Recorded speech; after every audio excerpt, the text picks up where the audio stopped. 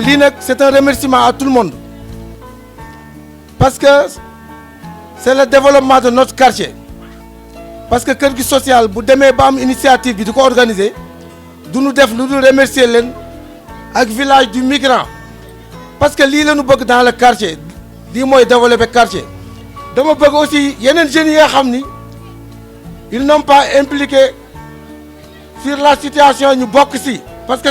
c'est le développement de notre quartier dama bëgg ñu élargir la base parce que vraiment lii moo tax ngeen di développer ñun on essaie de vous accompagner dans le quartier. Pikine la ñu am ñu bari xam nañ ma fii ba Sénégal bii ñu nekk ngeen def ko fii lay kayita xam na mu baax a baax fii alhamdulilah rabbil alamin xale yu am joom fi nekk parce que xam naa leen bu baax a baax. Pikine am na métit bi vous les jeunes yéen a mën a relever le défi xale yi xaru ji wun woon doon na dem di daan seen doole Pikine ci dëj la nekk jusqu'à nos jours ci dëj la ñu nekk jusqu'à nos jours man ñaar laa ñàkk muy Oumar Sow ak sama goro ñaar laa ci ñàkk mais ma koy sant yàlla billaahi wallaahi taalaahi yàllaa ko soxla woon ba ko yàlla sàkk fekkewu ma ko ba mu koy génnee fekkewu ma ko kon nag su ko jëlee dama koy sant sunu borom subhanahu wa taala jalla jalaalu. ma leen di nuyu yéen association Kadi Social di beral nuyoo aussi seen gan yi village du migrant ñi nga xamee ni xëy na lu ñun njàggatam mooy njaag parce que ñoo nekk en partenariat ak yéen ba ngeen mën a réaliser lii donc ñu leen di gërëm di leen sant ci seen taxawaay di rafetlu bis bi parce que dama ni tey dañuy aider des plus que vulnérables parce que xale rek c'est un vulnérable buñ ci dollee ñoo xam ne ñàkk nañu seen ay waajur ci anam bu metti kon tey bu fekkee xale yi ñëw nañu fàttaliku ñooñu ñëw di leen bégal ci fête Noël bi indi leen ay cadeau duñu mën lu dul rafetlu ko dund ba koy fàttaliku te ñu bañati ci am ci quartier bi ay xale yoo xam ne dañuy xalaat di yéeg ci gaal yi di dem Europe et encourage vraiment Kadi Social ay xale yu am jom yoo xam ne vraiment ci fi ngeen teg seen tànk noonu la donc ñu leen di ñaanal plein succès ci activités yi ngeen di def. donc bu nu demee ba ngay xam ni ay nit fàttaliku nanu seeni doom ay doom yi ñu fi wàcc loolu lu rafet la ndax ñooñu nanu jàpp ni ñun ñëpp lañ fi wàccal xale yi donc di leen fàttaliku di leen jàppale lu rafet la di ñaan xale yi ngay xam ni ñoom lañ fi bàyyi yàlla na si yàlla teg loxo di ñaan aussi ñi ngay xam ni ñoo leen di jàppale yàlla na leen yàlla gën a yokk pour ñu gën leen jàppale. di gërëm association bi tey en tant que président conseil communal de la jeunesse nee naa c'est une association très dynamique c'est une association sànq maa ngi si doon waxtaan ak Hadi ak Moussa Sarr mii ne association bi ba mu juddoo yàggul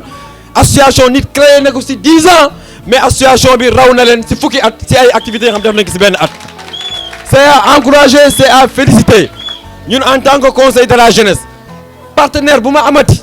mu war jàppale ci yu mel nii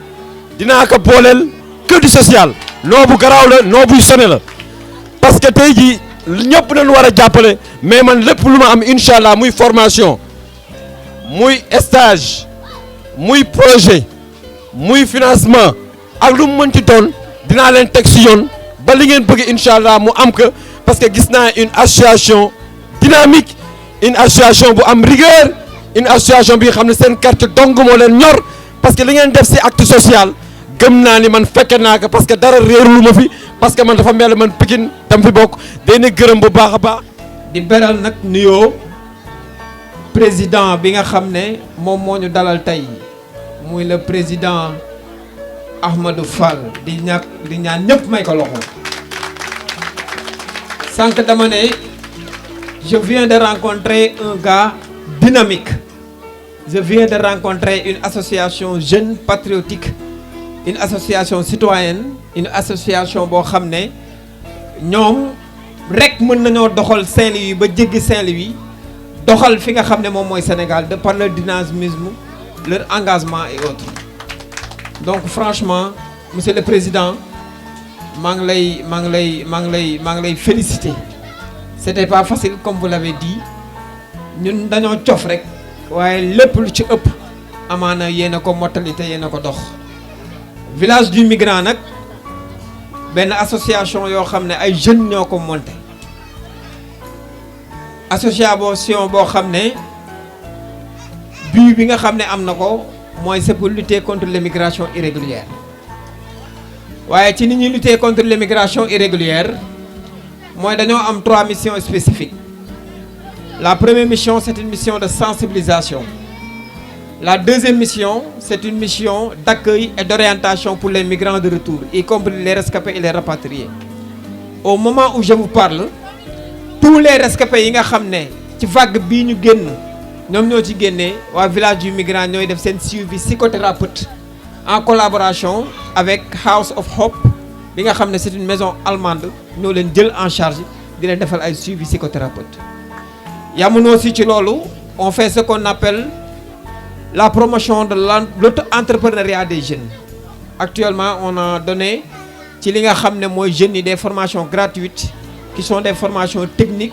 yoo xam ne ñoom ci la ñu mën a jaar ba mën a liggéey li nga xam ne mooy toog ci réew mi daal di tekki. tey fekk si benn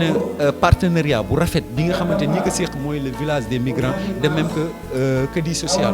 parce que partenariat bi lu tax mu rafet mooy dañu am benn vision bi nga xamante ni dañu xam fi ñu ko jaarale mooy lan mooy jaarale ci jeunesse bi parce que tey ñi doon décédé nañu mais am na famille yi ñu fi bàyyi donc famille yi ñu fi bàyyi ñooñu la ñu war a jàppale te heureusement sant yàlla alhamdulilah ba que di social ak le village des migrants ils ont compris que ni faw ñu jàppale ñooñu bu dégg rien que di social xam nañ ni social moom yàllaa ko santaan yàllaa ko digle te ñun ñooñu ko fekk li nga xamante ni y a rien de politique lépp lu ñuy def rek ngir yàlla la donc dañ koy rafetlu aussi occasionnellement di ni képp ki nga xamante ni am nga projet bu fiable na nga ko déposer parce que maire GIE bu mu créé bu GIE bi nga xamante ni day politique y a rien de politique c'est pour la jeunesse saint-louisienne tey DER barki démb maire waxtaanoon ak ñoom ñu xool rescapé yi nañ leen jàppale rescapé yooyu képp ku si am projet rek DER dina ko financer liggéey bi commencé na. continuité bi aussi faw maire jàpp si parce que li ñu fi liggéey tey ministre de la jeunesse waroon na ko mën def ministre de l'emploi waroon na ko mën def mais alhamdulilah que tey association yi comprendre nañu xalaatuñu leneen li nga xamante ni day yàq mais dañu xalaat luy defar. tey dañu am mbégte dalal suñuy naataangoo yi ñuy wax village du migrant. ñuy profité ci cérémonie bi di leen remercier encore une fois di ko jaarale ci seen turu président Bamba Fall mi nga xamante ni boo xoolee mbir mi ba muy tàmbali sax mi ngi jóge ci le président Adama Kane Diallo en tant que président du conseil communal de la jeunesse que nous remercions moom it au passage ñu ngi koy nuyu bu baax. tey jii dañoo dajale woon xale yi nga xamante ni seeni waajur yàlla da leen moom ci géej gi pour jox leen ay cadeau bégal leen nii borom kër yi di bégalee seeni doom bu ñu tolluwaan ci période bii ñuy wax période Noël. mais bi mbir moomu amee aussi dañoo xalaat ni war nañ ko mën a yaatal ba ci xale yi nga xamante ni xëy na ñu ngi leen woowe ay orphelin maa nga xam dañoo ñàkk seen wayjur bu góor wala bu jigéen boole waale leen ci mbir mi daal donc xew-xew boobu moo nu fi dajale tey. parce que ku ne xam ne ni Pikine quartier la boo xamante ni ressources yi tax koo demee noonu donc il faut que ñu jege suñu jeunesse gën leen conscientiser. defee ko comme ni ko waa village du migrant di defee gën leen orienter vers les filières porteurs comme yu mel na que projet yi nga xamante ni am na fi ak formation yi nga xamante ni waa conseil communal de la jeunesse ñi ngi koy def ci dëkk bi te mu nekk formation yoo xam umpul kenn te mu nekk ay formation yoo xam c'est des formations porteuses donc aussi yëg nañu itam le maire Amadou Mansour Faye GIE bi nga xamante ni teg na ko sur pied pour jàppale ndaw ñi donc ñun suñu rôle du nekk lu dul sensibiliser les jeunes porteurs de projet là ñu dem aller vers ces sources de financement pour ñu mën a jàppale seen bopp jàppale seeni waajur. état bi itam li ñuy xaar ci ñoom mooy ñu jóg ci problème mu ndaw ñi parce que itam boo xoolee Sénégal population bi c'est majoritairement jeune quoi te jeunes yooyu noonu wax dëgg yàlla dañoo nekk ay nan laa ko mën a waxee ay soutien de famille donc état bi li ñu ko mën a woowee rek mooy mu gestu ndaw ñi.